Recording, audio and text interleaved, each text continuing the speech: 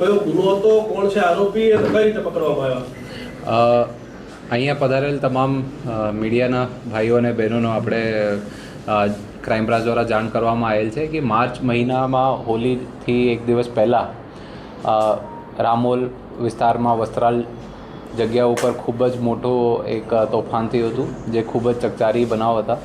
એમાં જે મેઇન મુખ્ય સૂત્રધાર હતા, જે ગેંગ ચલાવનાર હતા, એ પંકજ ભાવસાર, અશ્વિન ખાટુ અને આશુતોષ, એ ત્રણેયની આપણે ક્રાઇમ બ્રાન્ચ દ્વારા ઘણા લાંબા સમયથી શોધખોળ ચાલતી હતી અને બાતમીના આધારે અમે એ લોકોનો આપણે અટકાયત કરવામાં આવેલ છે અને આગળની તપાસ અત્યારે ક્રાઇમ બ્રાન્ચ કરી રહી છે.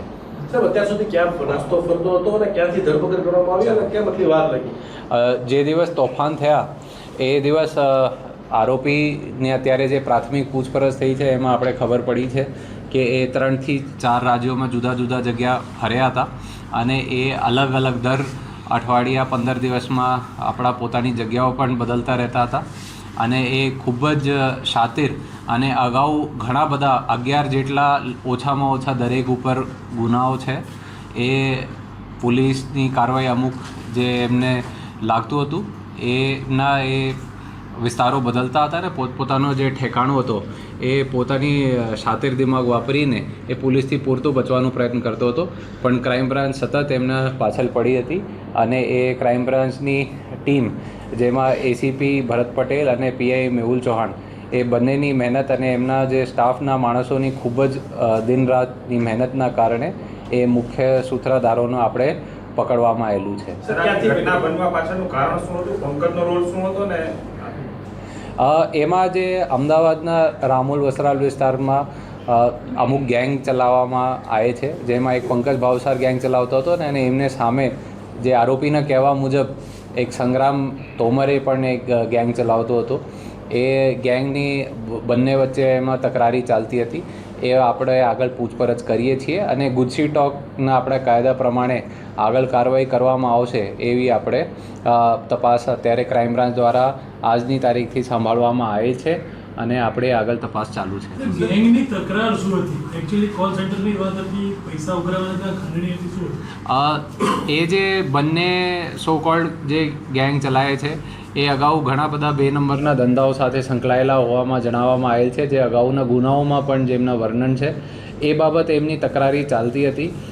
એ અને પોતપોતાનું વર્ચસ્વ એ લોકોનું બનાવવું હતું અને વર્ચસ્વના કારણસર એમની ઝઘડો ચાલતો હતો, જેમાં આ તમામ ઇસ્યુ પૂર્વાયોજિત કાવતરાના ભાગરૂપે એ લોકો દ્વારા કરવામાં આવેલું હતું. સર, કયા કયા શહેર કે કયા કયા રાજ્યમાં અત્યાર સુધી નાસ્તો ફરતો હતો?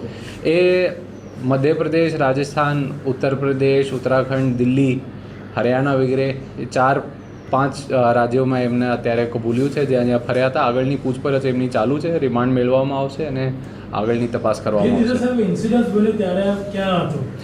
જે દિવસ ઇન્સિડન્ટ બન્યો હતો એ લોકો સવારે પણ એ લોકોનો સંગ્રામના મર્ડર કરવાનું એ લોકોનો પ્રયત્ન કર્યું હતું અને સાંજે જે બવાલ થયા તે દરમિયાન એ બવાલ કર્યા પછી એ તરત ત્યાંથી ભાગી ગયો હતો અને એ ગુજરાત રાજ્ય બહાર જતો રહ્યો હતો. અત્યારે ક્યાંથી પકડ્યો? એ અમારે ઉત્તર પ્રદેશમાંથી એમને પકડ્યું છે અને એ આગળની અમે પૂછપરછ કરીએ છીએ. સાહેબ, આ પોલીસથી બચવા માટેથી અમદાવાદ કે ગુજરાતના સોશિયલ મીડિયા, ન્યૂઝ ચેનલ કે પ્રિન્ટ મીડિયામાં કેવા પ્રકારના ધ્યાન રાખતો હતો ને પોલીસથી બચવા માટે એને કઈ કઈ વસ્તુનો ઉપયોગ કરેલો છે, જેમ કે મોબાઈલ ન વાપરવો, સોશિયલ મીડિયાનો વધારે ઉપયોગ કરવો, આવી કઈ કઈ વસ્તુને કાળજી લીધેલી હતી?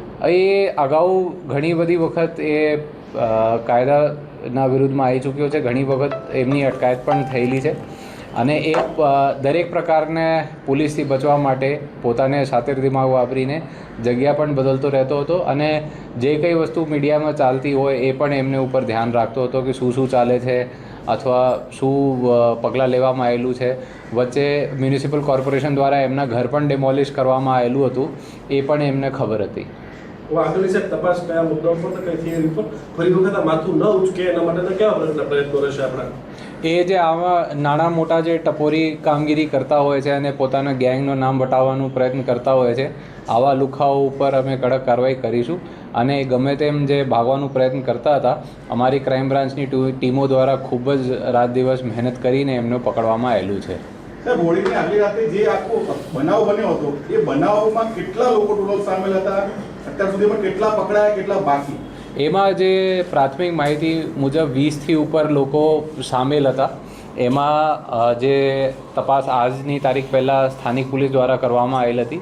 આજથી અમે તપાસનો ટેકઓવર કરીને એ જે મુખ્ય 3 સૂત્રધારો છે એમનો અમે અટકાયત કરીશું અને નામદાર કોર્ટમાંથી રિમાન્ડની માંગણી પણ કરીશું. સાહેબ, આ બનાવ આ લોકોનો ઇન્ટેન્સ શું હતો? સાંજે જે ઘટના બની એમાં આ લોકોનો મુખ્ય ઉદ્દેશ્ય શું હતો? એક પ્રાથમિક માહિતી મુજબ એવું જ છે કે ત્યાં પ્રાઇવેટ એક ઈસમ દ્વારા ફાયરિંગ પર કરવામાં આવેલ હતી. એમાં એ લોકોની વર્ચસ્વ લડાઈ હતી અને અગાઉ જે ગેરકાયદેસર ધંધાઓ સાથે એ લોકો સંકળાયેલા છે એમાં એમની વર્ચસ્વની લડાઈ હતી. ઓકે, હિન્દી